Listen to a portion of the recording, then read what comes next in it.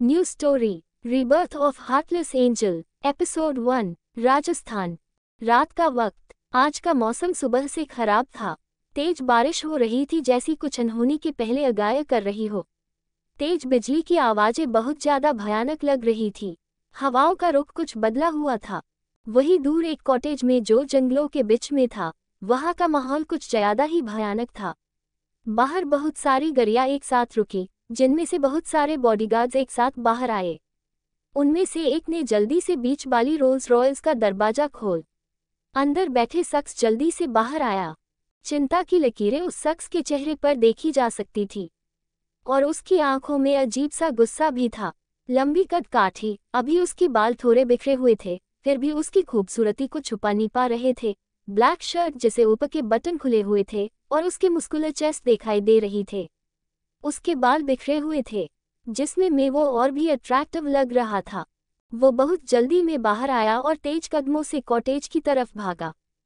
योजक चिन्ह। अंदर कॉटेज में एक लड़की जिसकी खुद की हालत ठीक नहीं थी। वेज अगर ऐसे देखा जाए तो उसने एक सिंपल कुर्ती पहनी थी जो जगह जगह से फटे पड़े थे। बॉडी पे बहुत सारे चोटों के निशान बने हुए थे। आंखों के नीचे काले गड्ढे पड़ गए थे, जैसे बहुत दिनों से न ठीक से खाना मिला हो उसे न नींद। वो अपने सामने खड़ी लड़की का गला पकड़े हुए गुस्से से कांप रही थी। उसकी आंखों में गुस्सा, नफरत और बेहिसाब दर्द साफ दिख रहा था, जैसे सामने खड़ी लड़की को वो मार डालना चाहती हो। और वही सामने खड़ी लड़की के चेहरे पर अजीब सी मुस्कान थी। वो न खुद को छुड़ाने की कोशिश कर रही थी, न ही कुछ बोल रही थी। जैसे वो जो करना चाहती हो वो हो रहा है। वो बस खांसते हुए अपने आप को आंचनेक जितना हो सके उतना लाचार दिखाने की कोशिश करने लगी। उसने रोते हुए कहा, क्यों कर रही है आप मेरे साथ ऐसा? क्यों आप मुझे और मेरे बच्चे को मारना चाहती है? मेरे गलतियों की सजा मेरे बच्चे को मत दीजिए। उसने अपना गला छुड़ाने की झूठी कोशिश करते हुए अपने पेट पर हाथ रखते हुए कहा, मैं अपने बच्चे को लेकर बहुत दूर चली जाऊंगी, कभी अपना मनहूस चेहरा नहीं दिखाऊंगी आपको। वो जोर जोर से रो रही थी। मैं माँ, पापा, भाई, दादू, रक्तांश जी सब से दूर चली जाऊंगी। वेज भी ये आपका परिवार है।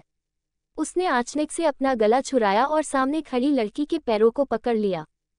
उसकी इस हरकत पर सामने खड़ी लड़की बस नफरत से उसे धक्का दिया और कुछ कहने को हुई ही थी कि आंचनेक से किसी ने उसे जोर से धक्का दिया और वो दूर नुकीली कांच पर जा गिरी। अनामिका को समझ ही नहीं आया कि अभी हुआ क्या। उसकी पीठ पर कई कांच के टुकड़े धंस चुके थे। वैसे भी वो पहले से है दर्द में थी और सामने का नजारा देखकर उसके आंखों से आंसुओं की धारा बह निकली। सामने वही आदमी जो बाहर आया था, उसने उस लड़की यानी कियारा को अपनी बाहों में भरे गुस्से से अनामिका को देख रहा था और अनामिका भी वैसे ही उसकी आंखों में प्यार, दर्द और पता नहीं कई इमोशन के साथ देख रही थी। सामने खड़ा इंसान और कोई नहीं, उसका अपना पति रक्तांश महेश्वरी था। रक्तांश महेश्वरी भारत का नंबर 1 बिजनेसमैन, एरोगेंट, हैंडसम और भी बहुत कुछ जो राज है। रक्तांश की आंखों में भी अजीब से इमोशन थे। वो बेहद नफरत और घिन भरी आंखों से अनामिका को घूर रहा था। कियारा ने जब देखा कि रक्तांश का ध्यान उसकी तरफ नहीं है तो उसने जोर जोर से चिल्लाना शुरू कर दिया, जैसे उसे बहुत चोट लगी हो। उसने अपनी आवाज में दर्द भरते हुए कहा, रक्तांश प्लीज, अनुदी को गलत मत समझना, वो बस गुस्से में है। मैं हमारे बच्चे को कहीं दूर लेकर चली जाऊंगी। उसने हमारे पर कुछ ज्यादा है जोर दिया, जैसे एहसास करना चाहती हो कि बच्चा तुम्हारा भी है। उधर अनामिका ने जब ये सुना तो अपने शरीर की सारी हिम्मत जुटा के चिल्लाए, अपना नाटक बंद करो, ये बच्चा रक्तांश का नहीं है और वो मेरे पति है, दूर रहो उनसे, मैं तुम्हारी जान ले लूंगी। उसका शरीर गुस्से से कांप रहा था। वो नम आंखों से रक्तांश को देखते हुए बोली, मैं आपकी पत्नी हूँ, ये नहीं माना आप मुझे पसंद नहीं करते, आप मुझसे नफरत करते हैं, पर मेरी बातों का भरोसा करिए प्लीज, बेस एक बार मेरी बात मान लीजिए। वो लगभग गिड़गिड़ाते हुए बोली, मैं आपसे बहुत प्यार करती हूँ रक्तांश जी। मैं बस बहुत हुआ, रक्तांश ने लगभग चीखते हुए कहा, और कितना नीचे गिरोगी तुम? तुम्हारे जैसी घटिया और बच्चोलन औरत मैंने आज तक नहीं देखी। पहले तो तुम धोखे से मुझसे शादी की, अब मेरे बच्चे को भी मरना चाहती हो। मुझे घिन आती है तुमसे। अपना ये प्यार का नाटक बंद करो। तुमने अपनी नफरत में एक मासूम को भी नहीं छोड़ा। रक्तांश आंचनेक से उठा और तेज कदमों से अनामिका के पास आकर जबरदस्ती उसे उठाया और उसका गला पकड़ लिया। मुझे कभी नहीं लगा था कि तक इतनी घटिया हरकत करोगी। और क्या तुम इतनी अंधी हो गई हो कि तुम्हें दिखाई नहीं देता कि वो तुम्हारी छोटी बहन है? नहीं करता मैं तुमसे प्यार, सुना तुमने, नहीं करता। उसकी बात को बीच में काटते हुए अनामिका ने बेहद दर्द भरी आवाज में कहा, क्यों, क्या कमी है मुझमें जो आप मुझे देखना तक नहीं चाहते? बोलिए ना, क्यों प्यार नहीं करते आप मुझसे? हाँ, नहीं करता मैं तुमसे प्यार। मैं कियारा से प्यार करता हूँ, उससे शादी भी करूँगा, रक्तांश ने चिढ़ते हुए बेहद गुस्से से कहा। पर पता नहीं क्यों उसे अपने दिल में ये कहते हुए अजीब सी फीलिंग आ रही थी, लेकिन उसने इस एहसास को अनदेखा किया। रक्तांश की बातें सुन के अनामिका के सीने में बेतहासा दर्द होने लगा।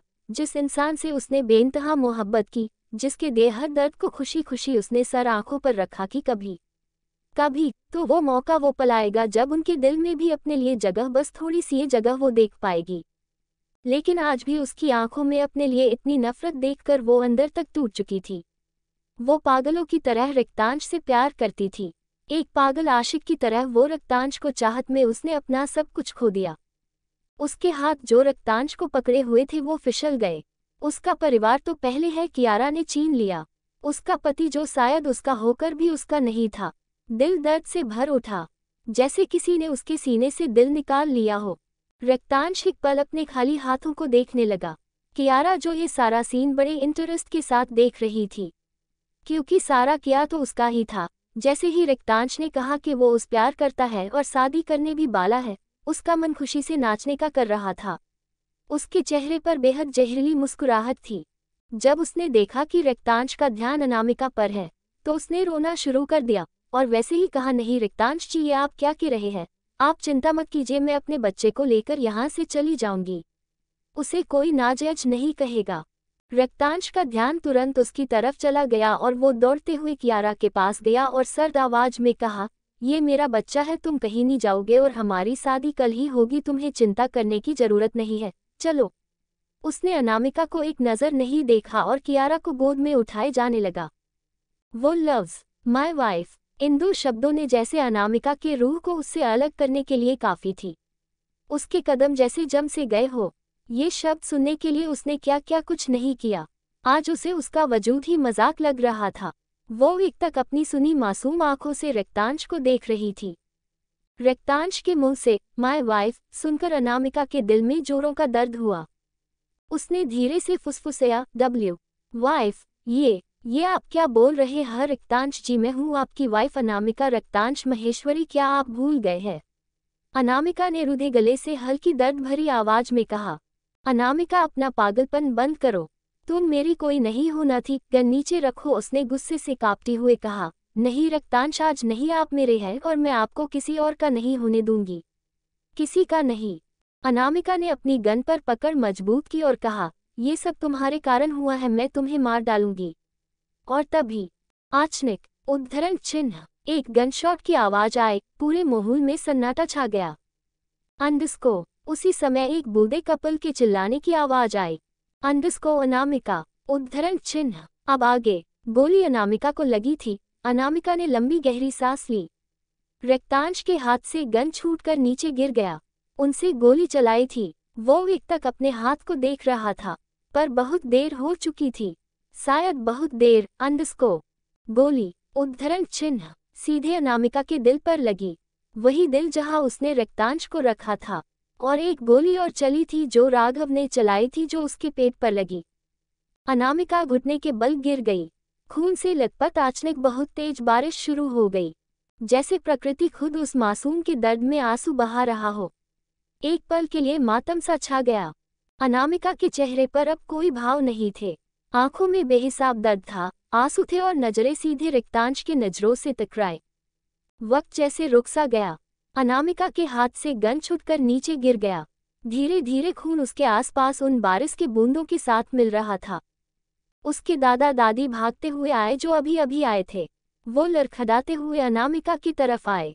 अब तक अनामिका गिर चुकी थी, नजरें अब भी रक्तांश को देख रही थी, जैसे नजरों से ही पूछ रही हो, आखिर क्यों? अनु मेरी बच्ची, ये क्या हालात बना ली तूने? दादी ने उसके सर को अपने गोद में रखा और बिलखते हुए रोने लगी। दादाजी भी अनामिका का चेहरा पकड़ रोते हुए बोले, मेरी बच्चे, कुछ नहीं होगा तुझे, हम अभी हॉस्पिटल चलते हैं, कुछ नहीं होगा। अनामिका की आंखों से एक बूंद आंसू फिसल गई। उसने लंबी सांस लेते हुए अपने बूढ़े दादा दादी को देखा जो उससे बहुत प्यार करते थे। दी मैं आपसे बहुत प्यार के रती हूँ, उसने अपनी सारी हिम्मत बटोर के हल्की धीमी दर्द भरी आवाज में कहा। दोनों उसकी बात सुनकर फूट फूट कर रोने लगे। शायद उन दोनों को समझ आ गया था कि अब उनकी पोती उनसे दूर जा रही है। उधर कियारा ने जब देखा कि अनामिका को गोली लग गई है तो उसने अपना नाटक जारी रखते हुए रोते हुए रक्तांश के गले लग गई और रोते हुए कहा, ये सब मेरे वजह से हुआ है, मुझे जीने का कोई हक नहीं। रक्तांश को कुछ शायद सुनाई नहीं दे रहा था, उसकी नजरें बस अनामिका पर बनी हुई थी। उसके दिल में अचानक बहुत तेज दर्द उठा, जैसे कुछ छूट रहा हो, उससे कुछ खो दिया। शरीर अकड़ गया। जब कियारा ने देखा कि रक्तांश का ध्यान उस पर नहीं तो उसे अनामिका और नफरत होने लगी, तो पेट पकड़कर नाटक करने लगी जैसे उसे बहुत दर्द हो रहा हो। उसने रोते हुए कहा, रक्तांश जी, मुझे बहुत दर्द हो रहा है, लग रहा है मैं मर जाऊंगी। और बोलते बोलते वो बेहोश होने का नाटक करने लगे। रक्तांश का ध्यान उसकी तरफ गया और उसने अनामिका के तरफ से अपना ध्यान हटाया और जल्दी से उसे गोद में उठाए कार की तरफ भागा। सभी का ध्यान उस तरफ गया और सभी को कियारा की चिंता होने लगी। अनामिका की तरफ किसी ने ध्यान नहीं दिया और सभी हॉस्पिटल की तरफ भागे। अनामिका ये देख व्यंग से मुस्कुराए और खाली आंखों से जाते हुए उन लोगों को आखिरी बार देखा जो उसके अपने होकर भी गैरों से भी बदतर थे। अनामिका की सांसें और तेज चलने लगी। वो गौर से अपने परिवार और अपने प्यार को देख रही थी, जिसके लिए उसने क्या कुछ नहीं किया। आज वही प्यार उसे मारकर किसी और के पास चला गया। वही भाई जिसे कलाई पर उसने राखी बंधी थी, उसने इस रिश्ते को शर्मसार कर दिया और उसे जरा सा अफसोस भी नहीं। शायद वो अंधी हो गई थी जो इन पत्थरों से प्यार मांग रही थी। उसकी सांसें अब धीमी होने लगी, आंखों में अब कोई इमोशन नहीं दिख रहे थे, वो बस खाली आंखों से आसमान की तरफ देख रही थी। उसने मन में कहा, ऐसी क्या गलती हो गई मुझे भगवान, जो मुझे ऐसी सज़ा मिली। क्या प्यार करना गुनाह है जो मुझे ये सिला मिली? अगर कभी मुझे दूसरा मौका मिला तो कभी खुद को दूसरे के लिए कुर्बान नहीं करूंगी। हमेशा अपने आप को सबसे ऊपर रखूंगी और अपने कत्लों को ऐसी सजा दूंगी कि उनकी रूह कौप जाए। ये बोलते वक्त उसकी आंखों में बस नफरत थी, बेहिसाब नफरत। इसी के साथ उसने अपनी आंखें बंद कर ली और हमेशा के लिए इस दुनिया से मुक्त हो गई। अंडस्को एक छोटे से अस्पताल में एक लड़की मशीनों के बीच गिरी लंबी लंबी सांसें ले रही। उसका पूरा शरीर खून से लथपथ था। डॉक्टर वहां मौजूद थे। माहौल तनाव भरा था, जैसे कभी भी कुछ भी हो सकता है। वो लड़की देखने में कम से कम 12-13 साल की लग रही थी, जो हॉस्पिटल के बेड पर अपनी सांसों के लिए लड़ रही थी। एक नर्स न घबराते हुए कहा, सर इसके पल्सेस ड्रॉप हो रही है, अब हमें क्या करना चाहिए? सीनियर ने मशीन की तरफ देखते हुए कहा, ये बच्ची इतनी बुरी हालात में है, इसका बचना शायद पॉसिबल नहीं है। फिर भी हम पूरी कोशिश कर रहे हैं। ये बच्ची पहले से है बहुत कमजोर है। अचानक मशीन की आवाज आना बंद हो गई। सबने सामने मशीन पर चल रही स्ट्रेट लाइन को देखा और अपनी आंखें बंद कर ली। सीनियर डॉक्टर ने अपना कैप उतारा और निराशा से उस मासूम बच्ची को देखा, जिसकी सांसें रुक चुकी थी। हॉस्पिटल वार्ड में सभी ने हताशा से सर हिला दिया। उस बच्ची की सांसें रुक चुकी थी। डॉक्टर ने अपने ग्लोव्स उतारे और एक बार पलटकर उस मासूम का चेहरा आखिरी बार देखा और वो आगे दरवाजे की तरफ बढ़ने लगे। एक नर्स उस बच्ची के चेहरे को व्हाइट चादर से ढकने के लिए हाथ बढ़ाया ही था कि तभी अचानक सभी मशीनों में आवाजें आने लगी। नर्स डर से पीछे हट गई। जो डॉक्टर दरवाजे तक पहुंचे ही थे कि उन्हें नर्स की डरी हुई आवाज आए, डॉक्टर यहाँ देखिए, इस बच्ची की धड़कनें फिर से चलने लगी है। डॉक्टर उसकी बात सुन तुरंत ही पलट कर देखा और सामने का नज़ारा देखकर हैरान रह गए, क्योंकि अभी कुछ देर पहले ही इस बच्ची की धड़कनें रुक गई थी। डॉक्टर माथुर ने जल्दी से उसे चेक करने के लिए आगे बढ़े। तभी उस बच्ची की आंखें एकदम से खुल गई। सभी एक पल के लिए डर से पीछे हट गए, क्योंकि उसकी आंखें ब्लड शॉट रेड थी। किसी को कुछ समझ नहीं आया कि हो क्या रहा है। कमरे का तापमान अचानक से बढ़ सा गया था।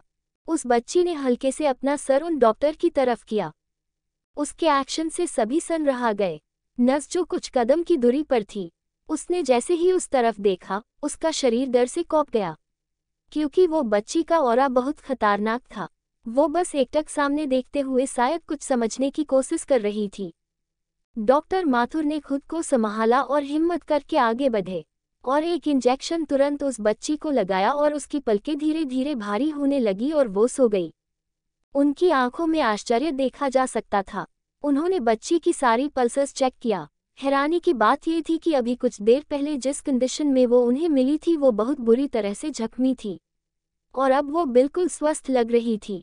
ये एक चमत्कार के जैसा था। आखिर ऐसा कैसे हो सकता है? ये इट्स मिरेकल, डॉक्टर माथुर ने अविश्वास से कहा। उन्होंने अपने कैरियर में ऐसा कुछ होते हुए नहीं देखा था।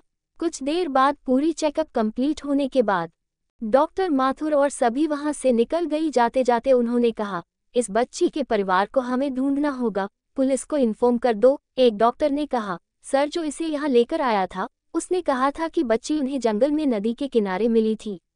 डॉक्टर ने उसके बात पर सर हिला दिया। अंडरस्को। दूसरी तरफ वार्ड के अंदर मशीनों की आवाज आ रही थी। पूरे वार्ड में शांति फैली हुई थी। इसी शांति को तोड़ते हुए उस बच्ची की हल्की पर बेहद धीमी सी आवाज आई। उसे छोटी बच्ची के शरीर में हल्की हलचल हुई। उसने धीरे धीरे अपनी आंखें खोली। अचानक से बहुत ज्यादा रोशनी होने के कारण उसने झट से अपनी आंखें मीच ली। कुछ समय बाद उसने धीरे से अपनी आंखों खोली। उसकी वो समुद्र से भी गहरी नीली आंखें जो थोड़े आश्चर्य से अपने आसपास की चीजों को ऑब्जर्व करने की कोशिश कर रही थी। सर में बहुत तेज दर्द हो रहा था। उसने अपनी आंखें बंद की तो अचानक से उसकी आंखों के सामने बहुत सी चीजें रील की तरह चलने लगी। कियारा का टॉर्चर, रक्तांश का उसे छोड़कर जाना, शादी और फिर रक्तांश और उसके भाई का उस पर गोली चलना और उसकी मौत। उसने झटके से अपनी आंखें खोली। उसकी आंखों में बेहिसाब दर्द, नफरत और बहुत से इमोशन आ रहे थे। उसे दिल दर्द से फटने को था। तभी उसे ये एहसास हुआ कि वो तो मर चुकी थी। फिर वो जिंदा कैसे है? क्या वो बच गई? क्या उसके दादू दादी ने उसे हॉस्पिटल में एडमिट करवाया है? बहुत से सवाल उसके दिमाग में घूम रहे थी। उसका सर जैसे दर्द से फटने को था। उसने ज्यादा नहीं सोचा। वो उठी और धीरे धीरे बाथरूम की तरफ जाने लगी। अंदर पहुंचकर उसने दरवाजा लॉक किया और जो हुआ उसे सोचते सोचते वे दरवाजे से टेक लगाकर बैठ गई और जोर जोर से रोने लगी। उसने अपने मुंह पर हाथ रखा था कि आवाज बाहर न जाए। कोई उसे इस हाल में देखता तो उसका भी दिल पसीज जाता। उसने अब तक खुद पर ध्यान भी नहीं दिया। शायद उसे होश ही नहीं था। अपने सारे दर्द को वो आंसुओं के जरिए बहाना चाहती थी। लगभग 1 घंटे बाद उसने रोना बंद किया और आंखों में अब गहरी खामोशी थी, जैसे उसके अंदर सारे इमोशन मर चुके हैं। वो एक पत्थर की तरह बैठी थी। उसने अपने हाथ से अपने आंसू पूछे। तभी अब जाकर उसकी नज़र अपने हाथों पर गई। उसने अपने दोनों हाथों को गौर से देखा। वो बहुत छोटे और सॉफ्ट थे। अब जाकर उसने अपने आप को गौर किया और चौंकते हुए कहा, ये क्या है? मेरे हाथ इतने छोटे। वो जल्दी से उठी और बाथरूम में लगे शीशे में खुद के चेहरे को देखा। उसकी नीली आंखें हैरत से बड़ी बड़ी हो गई। वो अपने पूरे चेहरे को छूकर देख रही थी। उसके एज तो 22 द न, वो इतनी छोटी कैसे हो गई? वो देखने में बिल्कुल दाल की तरह थी। प्यारा सा थोड़ा गोल चेहरा जो अभी मुरझाया हुआ सा था। सर पर पट्टी बंधी थी। कमर तक के लंबे बाल थी। हे महादेव, ये हो क्या रहा? मैं इतनी छोटी कैसे हो गई? मैं तो मर गई थी। अनामिका को कुछ समझ नहीं आ रहा था। जी हाँ, ये कोई और नहीं अनामिका थी। अनामिका राठौर। अनामिका को कुछ समझ नहीं आ रहा था। क्या वो सपना देख रही है? उसने बेहद गौर से खुद को देखा। ये बच्ची कोई और नहीं वही थी। 13 साल की अनामिका। उसके दिमाग में अचानक कुछ क्लिक किया और उसकी आंखें और चौड़ी हो गई। क्या मेरा रीबर्थ हुआ है, जैसे कहानियों में होता करता है? इतना सोचते ही उसका दिमाग ब्लैंक हो गया। क्या महादेव ने मुझे दूसरा मौका दिया है? अगर हाँ तो उसकी आंखों बिल्कुल एक्सप्रेशनलेस हो गई। वो आईने में एकटक अपने अक्ष को देख रही थी। अब उसकी आंखें वैसी नहीं थी, नर्म, उम्मीद से भरी हुई मासूम। अब वहाँ एक अजीब सी खामोशी थी और खामोशी के पीछे जली हुई राख जैसी ठंडी नफरत, बेहद और बेहिसाब नफरत। कहते हैं ना, जब किसी मासूम की सहने की हद पार हो जाती है और जब उसका दिल टूटता है ना, तो फिर वो इंसान नहीं रहता। वो आग बन जाता है। वो खुदा से भी नहीं डरता और मौत से सौदा करना जानता है। अनामिका, जिसकी मासूमियत को उसके अपनों ने ही रौंद दिया, अब उसकी आंखें में मासूमियत का कोई वजूद ही नहीं था। थी तो बस उद्धरण चिन्ह डॉट आग बदले अपमान धोखे की आग जो अच्छी तो बिल्कुल नहीं थी अंडस्को। देखते ही देखते उसके चेहरे पर एक खौफनाक मुस्कुराहट आ गई। उसकी आंखों में इस वक्त कोई मासूमियत या कोई इंसानियत नहीं थी। उसने अपनी गर्दन हल्की टेढ़ी की, अब उसके चेहरे पर कोई भाव नहीं थे। मासूमियत की कोई जगह नहीं है इस दुनिया में, अनामिका ने सर्द आवाज में कहा। बहुत शौक है न तुम सबको मौत से खेलने का। एक मौत का खेल तुम लोगों ने खेला था और अब बारी मेरी है खेलने की। अंडस्को अनामिका ने अपने आप को शीशे में देखा। आंखें लाल थी। उसने गहरी सांस ली। अतीत की यादें अब भी उसके जेहन में थी। इतनी जल्दी सब कुछ जेहन से जाना मुमकिन नहीं था और वो चाहती भी नहीं थी कि वो कुछ भूले। लेकिन फिलहाल वो अपने 13 साल के एज में पहुंच चुकी थी। उसने खुद को देखते हुए कहा, मैं बहुत कमज़ोर हूँ। अभी पहले मुझे अपने आप को इतना मजबूत बनाना होगा कि कोई मेरे सामने खड़े होने की भी औकात न रखे। अभी मैं बहुत छोटी हूँ, लेकिन शुरुआत अभी से ही होगी। उसने पहले अपना हुलिया ठीक किया, चेहरे पर पानी के हल्के छींटे मारे। इतनी देर से रोने के कारण अब उसका सर दर्द कर रहा था। तभी बाहर से उस नर्स की आवाज आई, बच्चे आप अंदर हो क्या, कोई परेशानी है? नर्स ने आवाज लगाई। अनामिका ने अंदर से अपनी प्यारी सी आवाज में कहा, हाँ मैं अंदर हूँ, बस अभी आई। थोड़ी देर बाद वो उस वार्ड के बेड पर लेटी हुई थी और सोच रही थी कि आखिर इस समय हुआ क्या था उसके साथ जो वो हॉस्पिटल में है। उसने दिमाग पर जोर देने की कोशिश की, हालांकि उसे बहुत दर्द हो रहा था। फिर भी उसने ध्यान लगाया और उसे तब जाकर सब धीरे धीरे याद आने लगा कि ये कब का समय है और कैसे उसकी जिंदगी नरक बन गई। अंडस्को फ्लैशबैक। अनामिका राठौर परिवार की पहली और एकलौती बेटी। जब उसका जन्म हुआ था तो पूरे शहर में जश्न मनाया गया था। आखिर वो परिवार की कई पीढ़ियों के बाद जन्मी बेटी थी। सभी खुश थे, उसके माँ बाप भाई सभी बहुत खुश थे। सभी उससे बेहद प्यार करते थे। धीरे धीरे समय बीतता गया। अब वो 3 साल की हो गई थी। आज उसका जन्मदिन था। पूरे पैलेस को फूलों से सजाया गया था। आखिर इकलौती राजकुमारी का जन्मदिन था, कोई कमी थोड़ी छोड़ सकते थे वो लोग। सुबह से है सब लगे पड़े थे। राधिका जी शाम की तैयारियों में लगी हुई थी और छोटी सी अनामिका अपने भाइयों को अपने पीछे घुमा रही थी। पकलो अंडस्को भाई, अंडस्को पकलो, अंडस्को मुझे, अंडस्को। वो अपने नन्हे पैरों से पूरे लिविंग एरिया में इधर उधर भाग रही थी। अरे गुड़िया, आराम से, तुम्हें लग जाएगी। राघव जो अभी 13 साल का था, उसने चिंता करते हुए कहा। उन दोनों को देखकर सभी हंस रहे थे। थोड़ी देर बाद सभी तैयार हो गए थे। आज अनामिका के लिए पूजा रखी गई थी कुलदेवी के मंदिर में। सभी पूजा करने के लिए जाने वाले थे उसकी तभी दादी माँ सुनैना राठौर ने आकर कहा, सब लोग तैयार हैं कि नहीं और कितना लेट? तभी पीछे से राजेंद्र जी सीढ़ियों से आते हुए दिखे और आते ही उन्होंने अनामिका को गोदी में उठा लिया और कहा, हम तैयार हैं माँ, चलिए मैं कार निकालने को बोलता हूँ। कुछ देर बाद सभी कुलदेवी के मंदिर की तरफ निकल गए, लेकिन किसी को आगे आने वाले अनहोनी का अंदेशा नहीं था। कोष्टक कार सड़क पर तेजी से दौड़ रही थी। बीच वाली कार में अपने माता पिता के साथ में बैठे हुई छोटी सी अनामिका अपनी टिमटिमाती आंखों से बाहर के नज़ारे को देख रही थी। तभी अचानक से उनकी गाड़ियां रुक गई। ड्राइवर ने कहा, मालिक मैं देखता हूँ, क्या दिक्कत है? वो लोग आज बॉडीगार्ड्स भी साथ नहीं लाए थे। कुछ देर होने के बाद राजेंद्र जी बाहर आए और गाड़ी चेक करने लगे। राधिका जी भी गाड़ी से बाहर आ गई क्योंकि अनामिका गाड़ी में ही सो गई थी। वही कुछ दूरी पर राजेंद्र जी अपने बॉडीगार्ड को दूसरे कार लेके आने के लिए बोल रहे थे। तभी राधिका जी भी वहां पहुंच गई। वो कुछ कहती कि तभी वहां बहुत जोर का ब्लास्ट हुआ। वो दोनों जमीन पर जा गिरे और फटी आंखों से सामने का दिल दहला देने वाला नजारा देखा। तभी राधिका जी जोर से चिल्लाए, अनामिका! उद्धरण चिन्ह। राजेंद्र जी को तो होश ही नहीं था। वो सन नजरों से सामने देख रहे थे। गले में जैसे आवाज अटक सा गया हो। राधिका जी के चिल्लाने से वो होश में आए। राधिका जी अपना सुध बुध खोए। बस अंडस्को अनामिका अनामिका चिल्लाते हुए उस जले हुए गाड़ी के पीछे भागी जिसके चित्रे उड़े हुए थे। राजेंद्र जी से उन्हें संभाला हुआ था, जबकि उनकी भी हालत कुछ ठीक नहीं थी। दोनों की जैसे दुनिया ही उजड़ गई थी। अंडस्को कुछ समय बाद पुलिस की टीम वहां आई।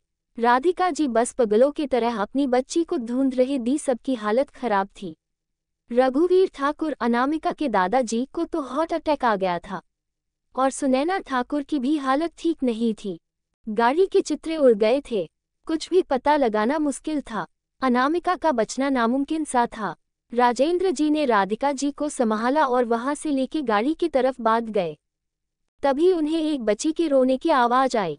दोनों के कान खड़े हो गए। राधिका जी तुरंत लड़खड़ते हुए वहां मौजूद झरियों में देखने लगी।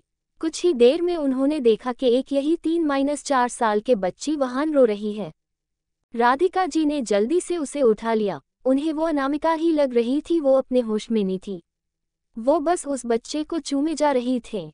राजेंद्र जी भी उस बच्चे के नजदीक आए। उन्होंने पहचान लिया कि ये उनकी बेटी नहीं है। उन्होंने राधिका जी को बहुत समझाने की कोशिश की, पर वो समझने की हालत में नहीं थी। उन्हें तो बस वो बच्ची उनकी बेटी ही लग रही थी। राजेंद्र जी ने हार मानकर पुलिस को इन्फॉर्म किया कि वो बच्चे के माँ बाप को ढूंढे। कुछ दिन ऐसे ही बीत गए, पर उस बच्चे के माँ बाप का कोई नमूनिशा नहीं मिला। अनामिका के जाने के बाद वही बच्ची के कारण राधिका जी थोड़ी ठीक रहने लगी। तो राजेंद्र जी ने ये फैसला लिया कि वो उसे गोद ले लेंगे। कुछ दिन बाद जो जगह अनामिका की थी, अब वो जगह उन गोद ले हुए बच्चे यानी कियारा राठौर ने ले ली। 1 साल बाद सब कुछ बदल चुका था। वक्त ने अपनी करवट बदल ली थी। अब राठौर मेंशन में कोई भी अनामिका का नाम नहीं लेता था। रघुवेंद्र और सुनैना जी को छोड़कर एक तरह से सभी जैसे अनामिका को भूल चुके थे। अब उस घर के एकलौती प्रिंसेस कियारा राठौर थी। वो बचपन से ही घमंडी चालक थी, जिसके कारण दादा दादी उसे बिल्कुल पसंद नहीं करते थे। दोनों भाई उस पर अपने जान छिड़कते थे। उसकी एक खरोच भी कोई बर्दाश्त नहीं कर सकता था।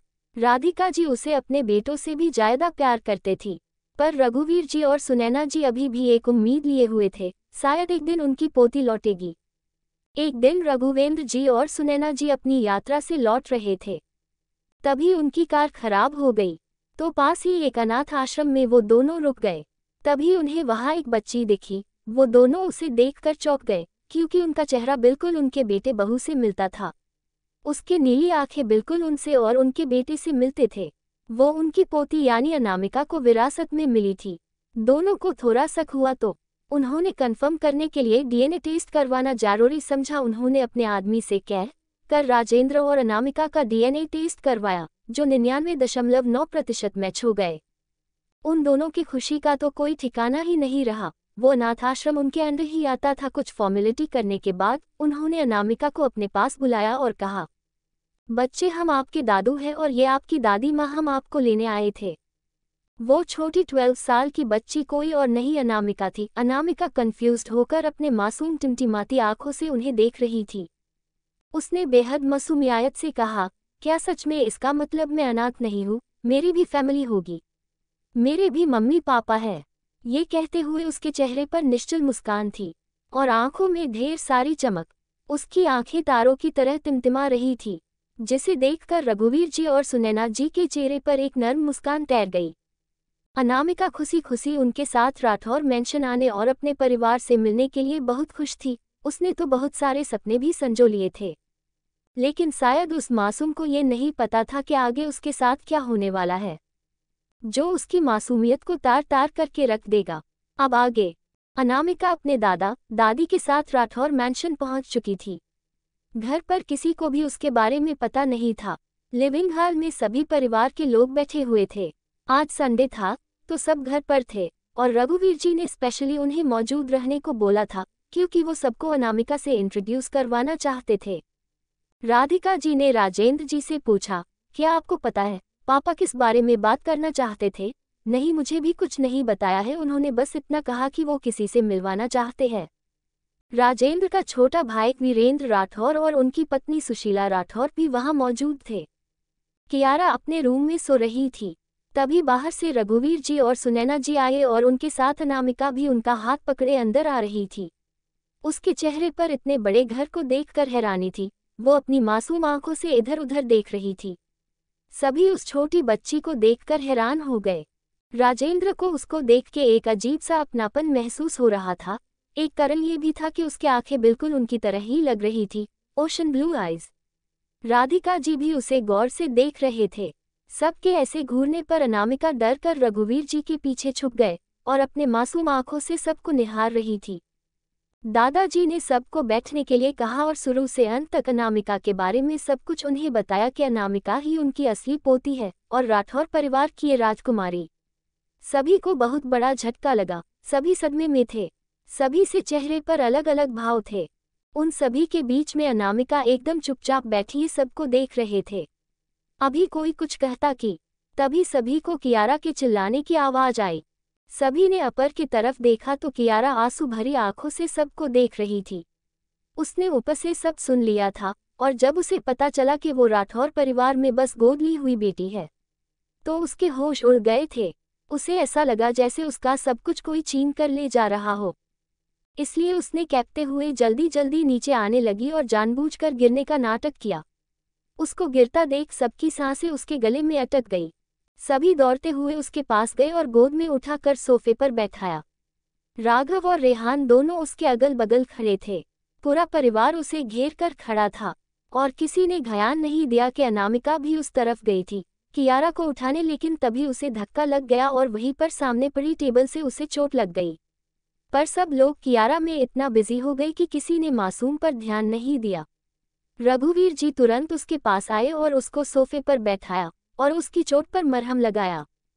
उन्हें अपने घरवालों पर बहुत गुस्सा आ रहा था। उन्होंने देखा था कियारा बस लड़खड़ा कर गिरी थी, ज्यादा चोट नहीं आई थी उसे, और यहाँ अनामिका को इतना लग गई फिर भी उसके माँ बाप ने उसे ध्यान तक नहीं दिया। क्या बीत रही होगी उनके बच्ची पर जो आज ही घर आई और उसे प्यार देने के बदले उन्होंने तो उसे चोट पहुंचा दिया। रघुवीर जी को अपने सीने में अजीब से दर्द का एहसास हुआ। वही कियारा अचानक अपने मोटे मोटे आंसू बहाने शुरू कर दिए। राधिका जी से उसे कराया, मॉम क्या अब मैं आपकी बेटी नहीं हूँ? क्या अब मुझे प्यार नहीं करेगी? क्या आप मुझे घर से बाहर निकाल देंगे? मॉम, डैड, भाई, मैं आप सभी से बहुत प्यार करती हूँ, प्लीज मुझे मत भेजना प्लीज मॉम। वो रोते रोते पैनिक करने लगी, उसका पूरा शरीर कांप रहा था। जब सब ने देखा कि उसने अपनी हालात कितने बिगड़ ले हैं, सब बहुत डर गए। आफ्टर ऑल कियारा को सबने बेहद नाजों से पाला था, बिल्कुल प्रिंसेस की तरह सबकी जान बसती थी उसमें। तो राधिका जी ने तुरंत उसके आंसू पूछे और अपने सीने से लगा लिया। आफ्टर वो कियारा से बहुत प्यार करते थे।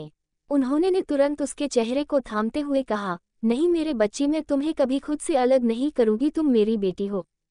राघव और रेहान ने भी उसे कहा, हाँ प्रिंसेस, तुम ही इस घर की प्रिंसेस हो और कोई नहीं, तुम ही हमारी बहन हो और कोई नहीं, शांत हो जाओ। उन दोनों ने चिंता करते हुए प्यार से उसके सर पर हाथ फेरा और उसके दोनों तरफ से गले लगा लिया। सब जैसे अनामिका को भूल गए थे। वो बिल्कुल एक हैप्पी फैमिली की तरह लग रहे थे। उधर अनामिका आंसू भरी आंखों से सबको देख रही थे। उसे लगा जब वो अपने पेरेंट्स से मिलेंगी तो सब उसे बहुत प्यार करेंगे, लेकिन उसे बहुत बुरा लग रहा था सबको कियारा की इतनी चिंता करते देख। आखिर वो थी तो छोटी बच्ची ही। इधर सोफे पर लेटे कियारा ने जब सबको अपनी इतनी चिंता करते हुए देखा तो उसे बहुत अच्छा लगा। उसने तिरछी नजरों से अनामिका को देखा जो नम आंखों से सबको देख रही थे। कियारा ने मन ही मन ठान लिया कि वो अपने मम्मी पापा को किसी के साथ शेयर नहीं करेगी। उसे अनामिका से नफरत हो रही थी। मैं तुम्हें यहाँ से भगा कर रहूंगी, राठौर परिवार के प्रिंसेस मैं हूँ, तुम बस घटिया नाली का कीड़ा हो जिसे मैं सबके नजरों में गिरा दूंगी। मैं तुम्हें अपनी जगह कभी नहीं लेने दूंगी। धीरे धीरे समय बीतता गया और अनामिका की मुसीबतें भी। अनामिका के लिए उसके दादा दादी ने एक रूम टाई करवाया। वो बिल्कुल प्रिंसेस की तरह था, जिसे कियारा को बहुत जलन हुई। उसने जलन से रूम में आग लगा दी और खुद रूम में गई। जब घर के नौकरों ने ये देखा तो सबको बुलाने गए। थोड़ी देर बाद सब आए तो कियारा चिल्लाने लगी और सारा इल्जाम अनामिका पर लगा दिया कि उसने उसे नुकसान पहुंचाने के लिए ये सब किया। वो उसे घर से बाहर करना चाहती हैं। उस दिन राधिका जी ने अनामिका को बिना सोचे समझे थप्पड़ मारा और रूम में बंद कर दिया। जो थोड़ी बहुत सिमैप्टी थी उन लोगों को वो भी उस मासूम से खत्म हो गई। और इसी तरह अनामिका के लिए हर दिन उस मेंशन में धीरे धीरे नरक से भी बदतर बन गया। उस दिन के बाद कियारा हमेशा सबके सामने मासूम बनती और खुद कुछ न कुछ करके सारा इल्जाम अनामिका पर लगा देती, जिससे धीरे धीरे सभी के मन में अनामिका की छवि एक चलवाज और बदतमीज लड़की के रूप में होने लगी। किसी ने उसके दुख को नहीं समझा। राजेंद्र जी के मन में भी अनामिका पर धीरे धीरे कियारा के कारण गहरी नाराजगी ने अपनी जगह बना ली। सबको से यकीन हो गया कि अनामिका बहुत है बदतमीज और बिगड़ल लड़की है। अनामिका सबके दिल में अपनी जगह बनाए के लिए बहुत कोशिश करती, अपने भाइयों के लिए छोटे छोटे काम करना, माँ पापा को खुश करना। लेकिन उसकी सारी कोशिश धरी की धरी रह जाती। कोई ज्यादा उस पर ध्यान नहीं देता सिवाय दादा दादी के। रात रात भर वो रोटी रहते कोई देखने तक नहीं आता। धीरे धीरे वो बहुत कमजोर हो गई थी। उसे स्कूल में भी सब उसे बुल्ली करते, कियारा और उसके दोस्त हमेशा उससे तंग करते। स्कूल में सबको कियारा ने ये बता दिया कि उसके परिवार ने अनामिका को गोद लिया है। सभी अनामिका को घिन भरी नजरों से देखते, कोई उससे बात नहीं करता था। अनामिका ही हालात घर में एक नौकर से भी गई गुजरे हो गए थी। देखते ही देखते 1 साल बीत गया। फिर एक दिन चूंकि कियारा और अनामिका की क्लास एक है थी, सो स्कूल से एक ट्रिप शिमला वेकेशन के लिए जाने वाली थी। अगले दिन वो सब पहाड़ी पर गए थे। जहां कियारा के दिमाग में कुछ खतरनाक चल रहा था, उसने अनामिका को किसी बहाने खेलने के लिए वहां बुलाया। खेल खेल में चीटिंग के नाम पर उससे झगड़ा करना शुरू कर दिया और गुस्से में उसने अनामिका को धक्का दे दिया, जिससे अनामिका जोर से चिल्लाए और पहाड़ी के नीचे गिर गई। लेकिन उसने गिरते वक्त कियारा का हाथ पकड़ हुआ था, जिससे कियारा बहुत डर गई, पर वो गिरी नहीं, पेड़ के सहारे लटक गई और चिल्लाना शुरू कर दिया। उसके कुछ दोस्त आसपास थे। वो जल्दी से टीचर को लेकर आए और कियारा को बचा लिए। जब सबने अनामिका के बारे में पूछा तो कियारा डर गई और झूठ कहा कि अनामिका ने उसे पहाड़ी से धक्का दिया था।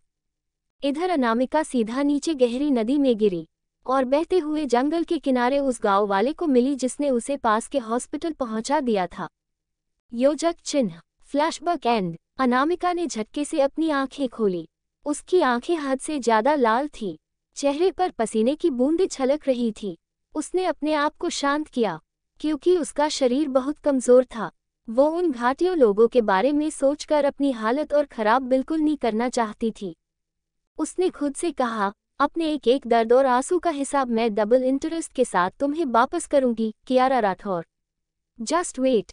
अनामिका के आसपास के माहौल हद से ज्यादा डार्क हो गया था।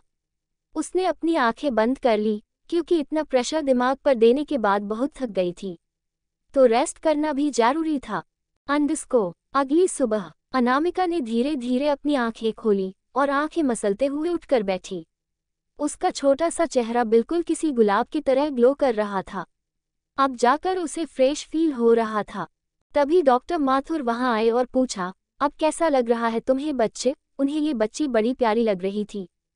अनामिका ने धीमी आवाज में कहा, I am all good doctor, और हल्का सा मुस्कुराए। डॉक्टर माथुर ने कहा, ये तो आचे बात है। उसके बाद वो अनामिका का चेकअप करने लगे और चेकअप करते हुए पूछा, बच्चे आपका नाम क्या है? आप वहाँ कैसे पहुंची? आपके फैमिली में से किसी का नंबर याद है आपको, जिससे हम उन्हें इन्फॉर्म कर सके?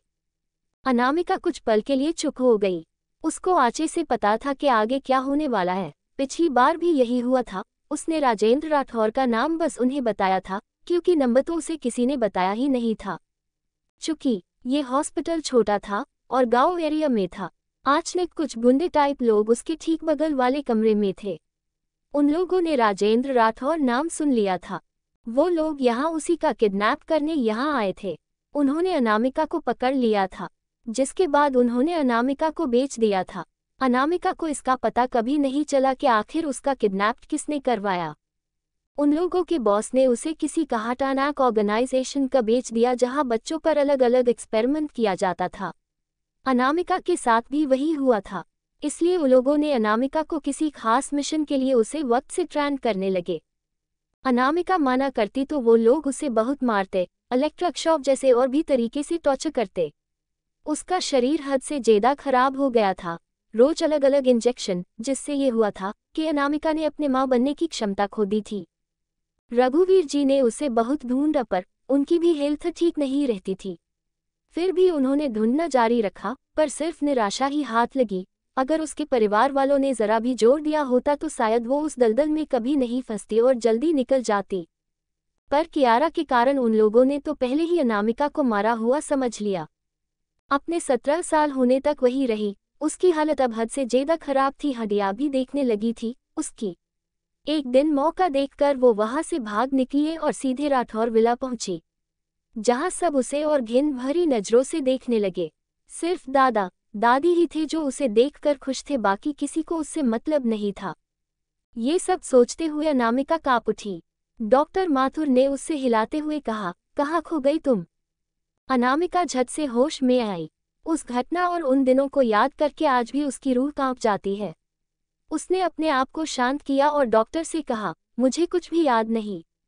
उसने झूठ बोल दिया, क्योंकि अभी वो राठौर विला नहीं जाना चाहती थी। उसके दिमाग में कुछ तो चल रहा था। डॉक्टर ने ज्यादा जोर नहीं दिया और एक इंजेक्शन देकर उसे आराम करने का बोल वहां से चले गए। डॉक्टर के जाने के बाद अनामिका झट से अपनी आंखें खोलती है। उसे कैसे भी करके यहाँ से अब बाहर निकलना था। वो यहाँ ज्यादा देर तक नहीं रुक सकती थी, क्योंकि यहाँ के नर्स उस गैंग से मिली हुई थी और उसने ही उन लोगों को अनामिका के बारे में बताया था। मुझे जल्दी से जल्दी यहाँ से निकलना होगा। इतना बोलकर अनामिका चारों तरफ देखते हैं। उसका ध्यान साइड एक विंडो पर जाता है। उसे देखकर उसके चेहरे पर तिरछी मुस्कुराहट आ जाती है। कुछ देर बाद कमरे में वही नर्स आती थी और उसके पीछे कुछ लोग थे।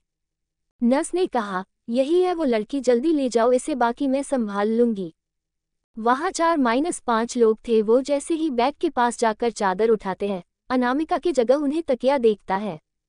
तूने तो कहा था यही होगी, उनमें से एक ने गुस्से से चिल्ला कर कहा।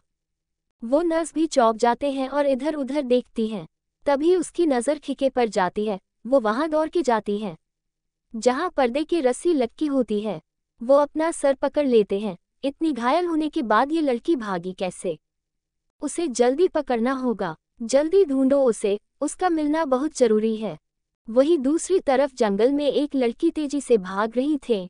वो कोई और नहीं अनामिका थी, जो वहां से बच के निकल गई थी। वो भागते भागते एक जगह रुकते हैं और एक पेड़ के पास बैठ जाती हैं और तेज तेज सांस लेने लगती है। चलो, ट्रेनिंग का कुछ तो फायदा हुआ मुझे। इतना कहकर अनामिका इधर उधर देखते हुए उसे जंगल के अलावा कुछ नजर नहीं आता और उसे भूख भी लगी थी। तभी उसे कुछ कदमों की आहट होती है। वो समझ जाती है वे लोग उसे ही ढूंढ रहे हैं। वो चाहे तो उनसे लड़ सकती थी, पर अभी उसने बचना ज्यादा सेफ था, क्योंकि उसकी शरीर अभी बहुत कमजोर था। अभी लड़ने बेवकूफ़ी होगी। जल्दी ढूंढो उस लड़की को, ज्यादा दूर नहीं गई होगी वह, उनमें से एक गुंडे ने कहा और सभी दूसरी तरफ चल गए। कुछ देर बाद अनामिका उस पेड़ के पीछे बाहर आए और दूसरे तरफ चली गई। वो लोग भी उल्टे दिशा में चले गए थे। ऐसे ही भटकते भटकते रात भी हो जाती है। थक कर अनामिका वही एक पेड़ के पास बैठ जाती है और वही थके होने के कारण उसकी आंख लग जाती है। अगली सुबह सूरज की रोशनी सीधे अनामिका के चेहरे पड़ती है। वो बहुत गहरी नींद में थी कि तभी उसे अचानक कुछ आवाजें आती है। वो झट से अपनी आंखें खोलती है और ध्यान से उन आवाज़ों को सुनती है और अचानक वो उस आवाज़ को फॉलो करते हुए जल्दी जल्दी आगे बढ़ती है। कुछ दूर में है उसे सड़क दिखाई देती है। अब कहीं जाकर उसके चेहरे पर हल्की मुस्कान आती है। थैंक गॉड, फाइनली सड़क मिल गई मुझे। वो अभी आगे बढ़ ही रही थी कि अचानक उसने देखा कि दूर से एक कार उसकी तरफ ही आ रही थी। अनामिका की आंखें बड़ी हो जाती है। वो अपनी जगह पर है, जम जाती है। अचानक अनामिका जोर से चिल्लाती है अंडिस्को। अचानक सब कुछ थम सा गया। आसमान पर जैसे मौत की चुप्पी छा गई थी। अनामिका ने आंखें कसकर भींच ली थीं। सामने से वो गाड़ी तूफान की तरह आ रही थी, जो अनामिका को क्रॉस करते हुए थोड़ा आगे जाकर सीधे एक पेड़ से टकरा गई। आवाज़ इतनी भयानक थी कि अनामिका 1 मिनट के लिए सुन्न पड़ गई। उसने धीरे धीरे अपनी आंखें खोलीं। सामने का दृश्य उसकी सांसें थमा देने वाला था। हालांकि उसकी खुद की हालत भी बेहद खराब थी। भूख, प्यास, थकावट, फिर भी हिम्मत कर वो भागती हुई गाड़ी की ओर बढ़ी। गाड़ी से लगातार धुआं निकल रहा था और नीचे से पेट्रोल लीक हो रहा था। कहीं कोई अंदर फंसा हो जिसे मदद की जरूरत हो, यही सोचकर वो तेजी से आगे बढ़ी। देखने से वो गाड़ी कोई आम गाड़ी नहीं लग रही थी, एक महंगी लिमिटेड एडिशन की कार थी। फिलहाल एक्सीडेंट बहुत भयानक था। शीशे इतने काले थे कि अंदर झांकना मुश्किल हो रहा था। फिर अनामिका ने अंदर देखने की कोशिश की। जब अंदर देखा तो एक कपल खून से लथपथ हालत में बेहोश पड़े थे। एक पल के लिए अनामिका का दिल कांप गया। उसने जल्दी से पास पड़ी एक भारी पत्थर उठाए और शीशा तोड़ने लगी। पत्थर उठाने में उसके हाथ भी कट गए, लेकिन उसने परवाह नहीं की। उसने पूरी ताकत से वार किया और शीशा में पहले से दरार थे। कुछ देर की कोशिश के बाद वो टूट गई। अंकल, उठिए, होश में आइए। अनामिका ने ड्राइविंग सीट पर बैठे आदमी को होश में लाने की कोशिश की। उसके चेहरे पर खून बह रहा था। वो करीब 40 साल के लग रहे थे। धीरे धीरे वो होश में आए और अपने सामने एक छोटी बच्ची को देखा जो उसे ही पुकार रही थी। होश में आते ही उन्होंने घबराकर बगल वाली सीट की ओर देखा। सीता, उनकी पत्नी के सिर से बुरी तरह खून बह रहा था। वो कांपते हाथों से उन्हें पकड़ने लगे, आंखों में आंसू थे जैसे किसी ने उनकी दुनिया को तोड़ दिया हो। उठो सीता, मेरी गलती है, तुम्हें कुछ नहीं होने दूंगा मैं। वो बड़बड़ाने लगे। अनामिका ने जल्दी से उस औरत के नब्ज चेक की, वो अभी भी जिंदा थी। उसने राहत की सांस ली और उस आदमी से कहा, वो ठीक है, उन्हें हॉस्पिटल जल्दी लेकर जाना होगा। अनामिका ने बाहर देखा, पेट्रोल तेजी से निकल रहा था। अनामिका ने तुरंत कहा, अंकल जल्दी कीजिए, पेट्रोल लीक हो रहा है, कभी भी ब्लास्ट हो सकता है। उस आदमी ने एक पल की भी देर नहीं की, गेट खोला और तुरंत अपनी पत्नी को गोद में उठाकर बाहर लपके। अनामिका भी उनके साथ थी। कुछ ही कदम की दूर आने पर एक जोरदार धमाके के साथ गाड़ी फट गई। आसमान गूंज उठा। वो आदमी पीछे मुड़े और विस्फोट को देखते ही एक पल के लिए कांप गए। अगर बस कुछ सेकंड की भी देरी होती, अगर ये छोटी बच्ची उनकी मदद के लिए न आती, तो आज वो दोनों इस दुनिया में नहीं होते। अनामिका भी झटके से जमीन पर गिर गई थी और उसकी आंखों के सामने अंधेरा छा गया और वो वहीं बेहोश हो गई। कुछ देर की खामोशी के बाद एक के बाद एक कई महंगी गाड़ियां वहां आ पहुंची। कई बॉडीगार्ड्स बाहर निकले। एक बॉडीगार्ड दौड़ता हुआ आया और चिंतित होकर बोला, सर आप ठीक हैं? जल्दी करो, सीता को हॉस्पिटल ले चलो। उस आदमी ने आदेश दिया, जिससे इतना तो साफ था कि वो कोई आम आदमी तो कहीं से भी नहीं थे। फिर उन्होंने अपने पत्नी को गाड़ी में बिठाकर पलटकर उस मासूम सी बच्ची की ओर भागे। बच्चे आंखें खोलो, उनके हाथ कांप रहे थे। अगर इस बच्ची को कुछ हो गया तो वो कभी खुद को माफ नहीं कर पाएंगे। उन्होंने गौर से उसका मासूम सा चेहरा देखा। चेहरा पीला पड़ा था, होंठ सूख चुके थे, फिर भी उसने बहादुरी से बिना अपनी जान की परवाह किए 2 जिंदगियां बचाई थीं। उन्होंने झुककर अनामिका को अपनी बाहों में उठाया और कार की पिछली सीट पर लिटा दिया। फिर तुरंत एक और बॉडीगार्ड को भेजा। जल्दी हॉस्पिटल चलो, उन्होंने लगभग चिल्लाते हुए कहा। और फिर कार हॉस्पिटल की ओर निकल गई। जीवंत हॉस्पिटल। आईसीयू के अंदर सीता जी का ऑपरेशन चल रहा था। क्योंकि उन्हें बहुत ज्यादा चोट लगी थी, जिसे ब्लड लॉस बहुत हो गया था।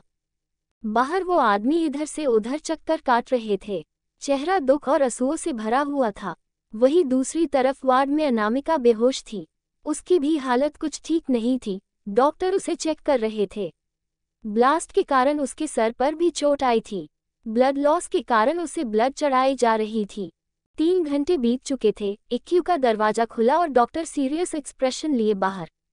तभी वो आदमी तुरंत उसके पास पहुंच गए और डर और चिंता भरे भाव से पूछा, डॉक्टर अब मेरी वाइफ कैसी है, वो ठीक है न? डॉक्टर शर्मा ने जेंटली कहा, डोंट वरी मिस्टर राजवंश, she is totally out of danger now, but चोट गहरी है तो आपको उनका खास ख्याल रखना होगा। डॉक्टर ने बहुत ही रिस्पेक्टफुली टोन में कहा और वहां से चले गए। वो आदमी यानी अशोक राजवंश, जो एशिया के टॉप 5 बिजनेसमैन में आते हैं। उनका बिजनेस विदेशों तक फैला हुआ है। अपनों के लिए तो बहुत प्यारे और सुलझे हुए इंसान हैं, बाकी बाहर इनके आगे आची आंचों के पसीने छूट जाते हैं। डॉक्टर की बात सुनकर अब जाकर अशोक जी की जैसे अटकी हुए सांसें जैसे वापस आ गई, क्योंकि वो अपनी पत्नी से बहुत प्यार करते थे। कुछ देर दूर से ICU के अंदर देखने के बाद अशोक जी सीधा अनामिका के वार्ड के तरफ चल दिए। इधर अनामिका को डॉक्टर ने इंजेक्शन दिया था, जिससे वो अभी भी गहरी नींद में थी। अशोक जी जब अनामिका के वार्ड में आए, वो कुछ देर रुककर अनामिका का उस मासूम से चेहरे को देखते रहे। अनामिका के चेहरे पर सिकन आई हुई थी, शायद वो कुछ भयानक सा सपना देख रही थी। चेहरा पसीने से भीग गया था। अशोक जी तुरंत उसके सर पर प्यार से हाथ फेरने लगे, जिससे अनामिका के चेहरे की सिकन किसी के स्नेह भरे स्पर्श से नॉर्मल हो गई और वो सुकून से गहरी नींद में चली गई। हालांकि अशोक जी बहुत कम ही अपने इमोशन दूसरों के सामने दिखाते थे, पर इस प्यारी से बच्ची को देखकर उनकी आंखें सॉफ्ट हो गई। उन्होंने बहुत स्नेह और प्यार से अनामिका के सर पर हाथ फेरा। आज अगर ये बच्ची सही समय पर वहां नहीं होती तो शायद वो जिंदा नहीं बचते, अशोक जी ने मन ही मन सोचा। उन्हें इस बच्ची से अजीब तरह का लगाव सा हो गया था। उनका असिस्टेंट जो अभी बाहर आए थे, उन्हें ढूंढते ढूंढते उसने सामने देखते हुए थोड़ा अचंभित भाव से कहा, बॉस तो अपने बेटों के सामने भी इतना सॉफ्ट बिहेव नहीं करते, तो ये बच्ची कौन है जिसकी मेरे डेविल बॉस इतनी केयर कर रहे हैं, उसने बरबरते हुए खुद से कहा। कुछ देर वहीं रहने के बाद वो अनामिका और सीता जी दोनों के बारे में डिस्कस करने डॉक्टर के पास चले गए। सीता जी को अभी अंडर ऑब्जर्वेशन में रखा गया था। उनके बारे में डिस्कस करने के बाद वो अनामिका के डॉक्टर के पास चले गए। डॉक्टर राणा ने आदर भाव से कहा, आइए मिस्टर राजवंश, बैठे। डॉक्टर, वो बच्ची कैसी है? अब कोई प्रॉब्लम वाली बात तो नहीं है न? अशोक ने बैठते हुए सीधे सवाल किया। उनका सवाल सुन डॉक्टर के चेहरे पर गंभीर भाव देखने लगे। उन्होंने कहा, मिस्टर राजवंश, जिस हाल में यहाँ लाई गई उसे देखकर लगता है कि उसका अभी 1 या 2 दिन पहले एक्सीडेंट हुआ है। उसका शरीर बहुत ज़्यादा कमज़ोर है, जैसे उसे ठीक से खाना पीने नहीं दिया जाता हो। बॉडी में मिनरल्स, विटामिन्स की बहुत कमी है। और इतना सब सुनकर अशोक राजवंश को विश्वास नहीं हुआ कि वो छोटी बच्ची ने कितने दुख झेले होंगे, इतनी छोटी सी उम्र में कितना कुछ सहा होगा। उनके दिल में एक दर्द सा उठा, पर डॉक्टर की आगे की बात सुनकर उन्हें किसी अनहोनी की आशंका हुई। उन्होंने तुरंत सीरियस होते हुए कहा, और क्या डॉक्टर? डॉक्टर राणा की आगे की बात सुनकर वो सन्न रह गए। अंडस्को, डॉक्टर राणा ने चेहरे पर गंभीर भाव लाते हुए कहा, जब मैंने उसे एग्जामिन किया तभी मुझे कुछ गड़बड़ लगी थी, और अभी रिपोर्ट आने के बाद चीज़ें क्लियर हो गई। फिर थोड़ा रुककर उस बच्ची की बॉडी में कुछ खतरनाक जहर के सिम्टम्स देखने को मिले, जिसे रिपोर्ट्स के अकॉर्डिंग 4-5 महीने पहले से दिया जा रहा है। अशोक राजवंश की भौहें आपस में सिकुड़ सी गई, उनके माथे पर सिकन आ गई और आंखों में अजीब सा गुस्सा। जहर, वो भी उस छोटी बच्ची को? ये तो कल्पना से परे की बात है। कौन उस मासूम से इतनी नफरत करता है? उन्होंने सीरियस आवाज में पूछा, किस तरह का जहर डॉक्टर? डॉक्टर ने दूसरी फाइल आगे करते हुए कहा, ये एक तरह का स्लो पॉइजन है। वो धीरे धीरे अपना असर दिखता है। इसे कंज्यूम करने वालों को पता भी नहीं चलता और उनकी बॉडी वीक होने लगती है, दिमाग अपना कंट्रोल खोने लगता है, जिससे इंसान ठीक से सोचने समझने की हालत में नहीं रहता। एक तरह से कहा जाए तो धीरे धीरे ये शरीर के अंदरूनी अंगों को डैमेज करना शुरू कर देता है। डॉक्टर की बात सुनकर अशोक जी भी शॉक्ड हो गए। इधर दरवाजे के पास खड़ी अनामिका सारी बातें सुन रही थी। इंजेक्शन के बाद उसे नींद तो आए, पर पुरानी दर्दनाक पल उसके ज़हन में फिर से उसे तंग करने लगे। इसलिए वो उठ के बाहर आ गई और उसे देखना भी था कि वो कपल ठीक थे या नहीं। जब उसने अशोक जी को कैबिन में जाते हुए देखा तो वो भी पीछे पीछे आ गई और सारी बातें सुन ली। अनामिका जैसे जैसे बातें सुनती जा रही थी, वैसे वैसे उसकी आंखें डार्क होती जा रही थी। उसने अपनी मुठ्ठियां जोर से भींची हुई थी। उसके चेहरे पर अब कोई भाव नजर नहीं आ रहे थे। वो सीधे अपने वार्ड की तरफ चली गई। अब जाकर उसे समझ आ रहा था कि पिछले जन्म में क्यों वो इतनी कमज़ोर हो गई थी। जबकि उसे उस ऑर्गेनाइजेशन में जैसी ट्रेनिंग मिली थी, वो आराम से अच्छे आँचों को सबक सिखा सकती थी, लेकिन वो फिजिकली और मेंटली इतना कमज़ोर हो गई थी कि लगभग अपने सोचने समझने की शक्ति ही खो दी थी, और जो कियारा बोलती वही करती और उसके जाल में हमेशा फंस जाती थी। इन सारी चीज़ें उसके दिमाग में चल रही थी। अब उसे उन सब से और भी ज़्यादा नफरत हो रही थी, जिसकी कोई हद नहीं थी। वो खिड़की के पास खड़ी एकटक सामने अपने खाली आंखों से बस देखे जा रही थी। कोई भी नहीं जान सकता था कि इस वक्त उसके दिमाग में क्या चल रहा है। उसने अब भी अपनी मुठ्ठियां जोर से भींची हुई थी। तभी उसे किसी की प्रेजेंस अपने पीछे फील हुई। उसने तुरंत अपने एक्सप्रेशन नॉर्मल किए और पीछे पलटी। अशोक जी जो अभी अभी वार्ड में आए थे, वो जब अनामिका के पास पहुंचे तो उन्हें उसके आसपास अजीब सी वाइब आई, जो शायद निर्मल बच्चों के पास से नहीं आती। वो अभी सोच ही रहे थे कि तभी अनामिका की शांत आवाज़ उस कमरे में गूंजी। अंकल, क्या आप ठीक है? और आंटी कैसे है? उसकी आवाज़ बहुत ही कोमल और नाजुक थी। अशोक ने गौर से उसका चेहरा देख, उसका छोटे सा मासूम चेहरे जो पिला पड़ा था, फिर भी उस बच्ची को उनकी फिक्र है। उनका दिल पसीज गया और आंखें सॉफ्ट हो गई। वो उसके सामने अपने घुटनों के बल बैठे और नर्म भाव से कहा, आप कैसे हो बच्चे? कहीं दर्द भी हो रहा है? अनामिका ने उनकी आंखों में गौर से देखा, जिसमें उसके लिए एक स्नेह और अपनापन झलक रहा था, जो कभी वो अपने माता पिता की आंखों में देखना चाहती थी। उसकी आंखों में दर्द उमड़ आया जो उसने बखूबी छुपा लिया, पर सामने अशोक जी ने उसकी आंखों में एक अनकही दर्द देख लिए। ऐसे ही वो इतने बड़े हस्ती नहीं थे। अनामिका की आंखों में दर्द देखकर उन्हें भी अपने दिल में दर्द सा उठा।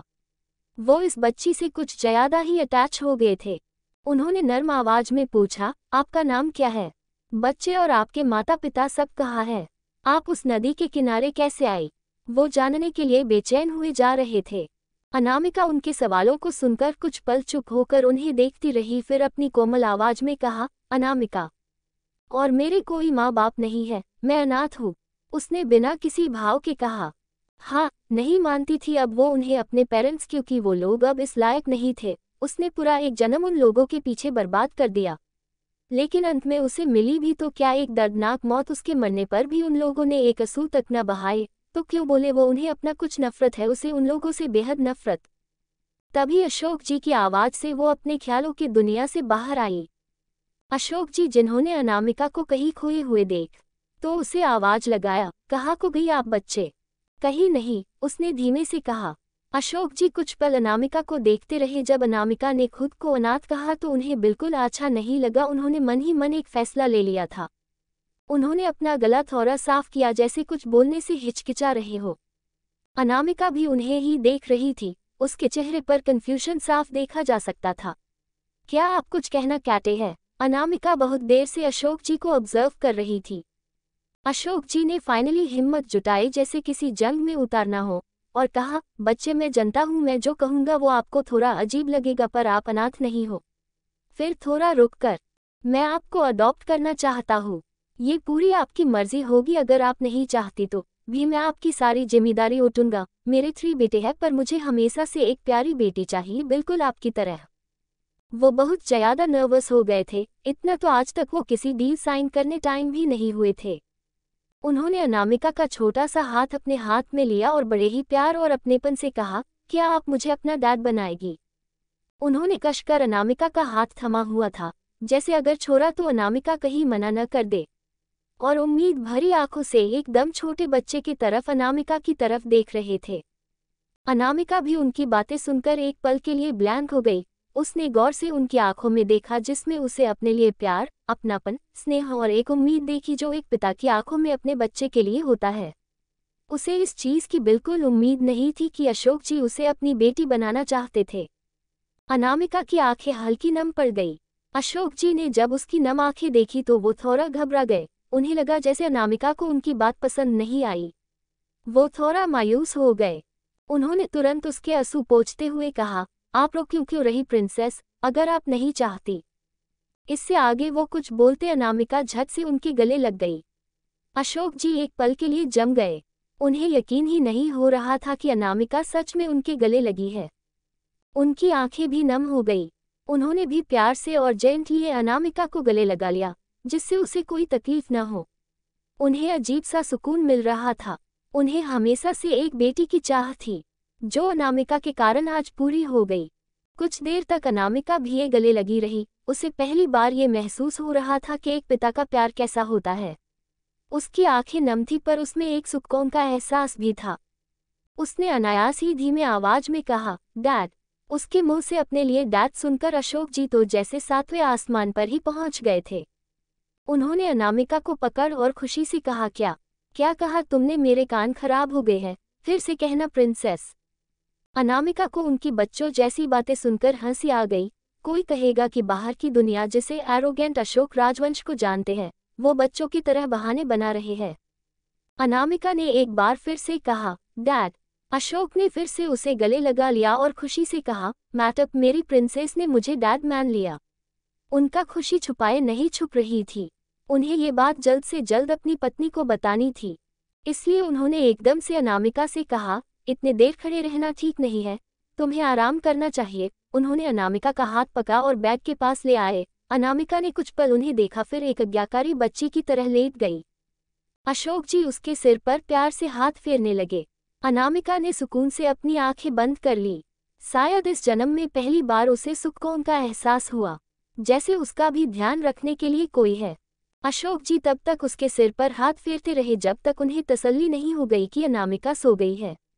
उन्होंने प्यार से अनामिका को देखा और झुककर उसके माथे पर किस करके आखिरी बार उसके सिर को सहला कर कहा, आई प्रॉमिस प्रिंसेस, मैं आपको कभी कोई तकलीफ नहीं होने दूंगा। अंडरस्कोर जीवंत हॉस्पिटल। सुबह का वक्त। धीरे धीरे सुबह की खिली हुई धूप चारों तरफ अपनी ऊर्जा बिखेर रही थे। ये सुबह आज बहुत कुछ लेकर आने वाली थी। वहीं दूसरी तरफ सीता जी के वार्ड में मशीनों की बीप की आवाज और उस रोशनी में बिस्तर पर लेटी सीता की पलकों में हलचल हुई। सीता जी को होश आ चुका था। अशोक जी वही उनका हाथ पकड़कर बैठे हुए कब से इस पल का इंतजार कर रहे थे। उन्होंने धीरे से कांपती आवाज में कहा, सीता, सीता, आप जानती है आपने हमें कितना डरा दिया था। ये बोलते बोलते उनका गला भर आया। वो सपने में भी उनसे दूर जाने का सोच तक नहीं सकते थे। सीता जी हल्का सा मुस्कुराए, जैसे उन्हें पता हो कि उनके पीछे उनके पति ने अपनी क्या हालत बना ली हो। मैं बिल्कुल ठीक हूँ, इतना जल्दी आपका पीछा नहीं छोड़ूंगी मैं, उन्होंने कमजोर मगर धीमे से प्यार भरे लफ्जों में कहा। अशोक जी ने झुककर उनके माथे पर किस किया और उन्हें उठने में मदद की। सीता जी ने उन्हें गौर से देखते हुए एम्पटाइज होते हुए कहा, आप तो ठीक है न? क्योंकि अशोक जी के सर पर भी बैंडेज लगी थी। उन्होंने उनका हाथ थामते हुए थोड़ा शरारत से कहा, भला तुम्हारे रहते मुझे कुछ हो सकता है क्या? कुछ भी, वो झुटका बिफरते हुए बोली। फिर दोनों हंस दिए और अशोक जी ने उन्हें गले लगा लिए। आप जाकर उन्हें सुकून महसूस हुआ। कुछ देर बाद उन्होंने थोड़ा गंभीर आवाज में कहा, सीता। सीता जी ने उनकी ओर देखते हुए जवाब दिया, मुझे तुम्हें कुछ बताना है। अशोक जी ने उनका हाथ थामते हुए उनकी आंखों में देखते हुए कहा, क्या बात है, बताइए, आप ठीक तो हैं ना? घर पर सब ठीक है ना बच्चों को? आगे वो कुछ कहती कि अशोक जी ने उनकी बात तो काटते हुए कहा, शांत, पहले सुनिए तो सही पूरी बात। आप पहले टेंशन ले लेती है। फिर उन्होंने गहरी सांस ली और कल एक्सीडेंट से लेके आज तक की घटना, एक्सीडेंट, अनामिका का उन्हें बचाना, हॉस्पिटल की घटना, अनामिका के बारे में सब कुछ उन्हें डिटेल में बताया और फिर चुप हो गए। सीता जी ने अनामिका के बारे में जानकर अपने मुंह पर हाथ रख लिया।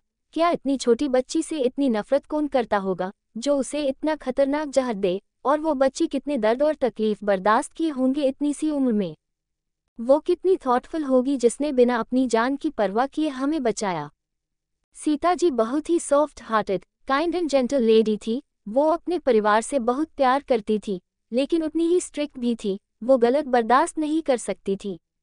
उनका खुद का एनजीओ भी था जो विदेश तक फैला हुआ था। सीता जी ने चिंता करते हुए कहा, कहाँ है वो बच्ची? वो ठीक तो है ना? मुझे यूज मिलना है।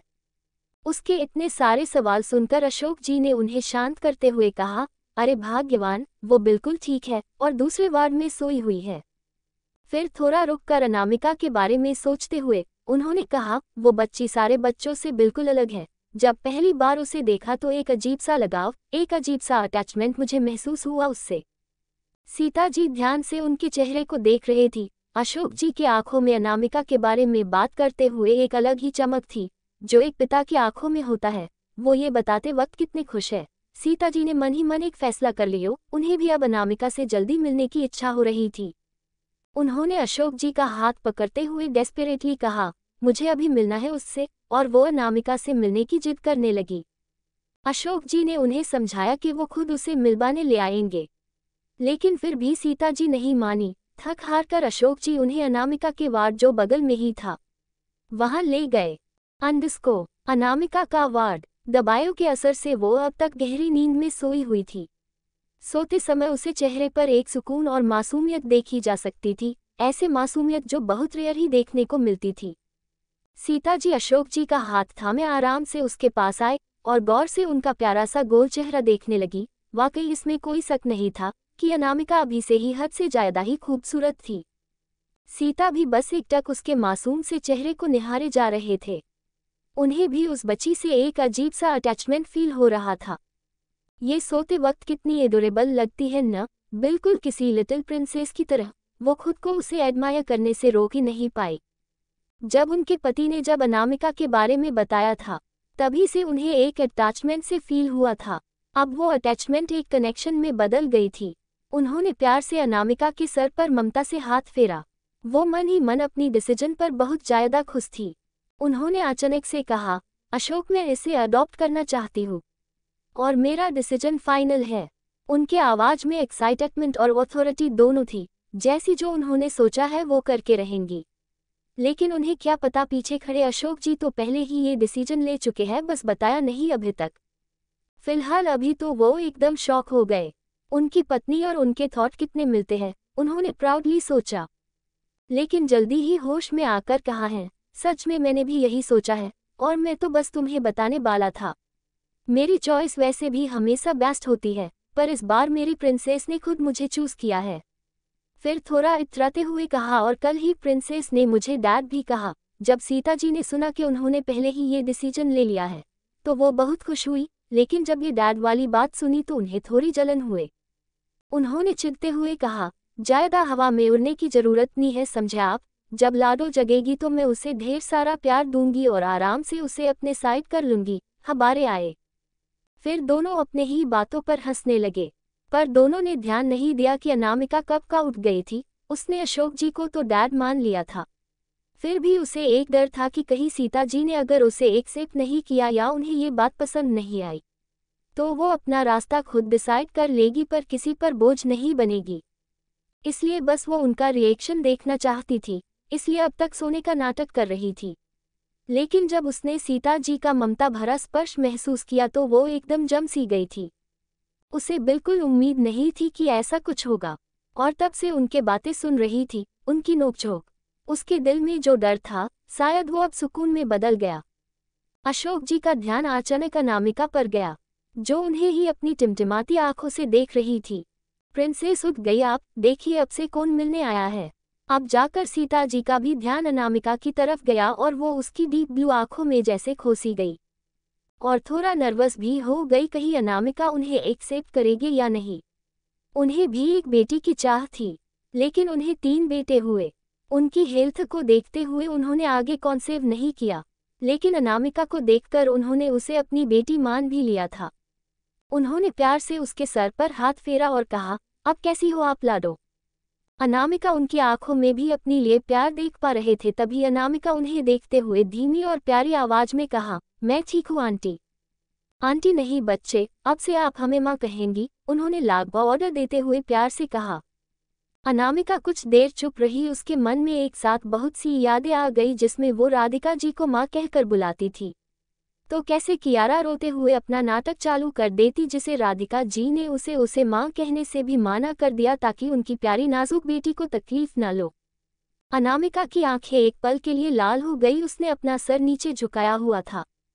उसका ध्यान सीता जी के आवाज से टूटा जो उसे पुकार रही थी।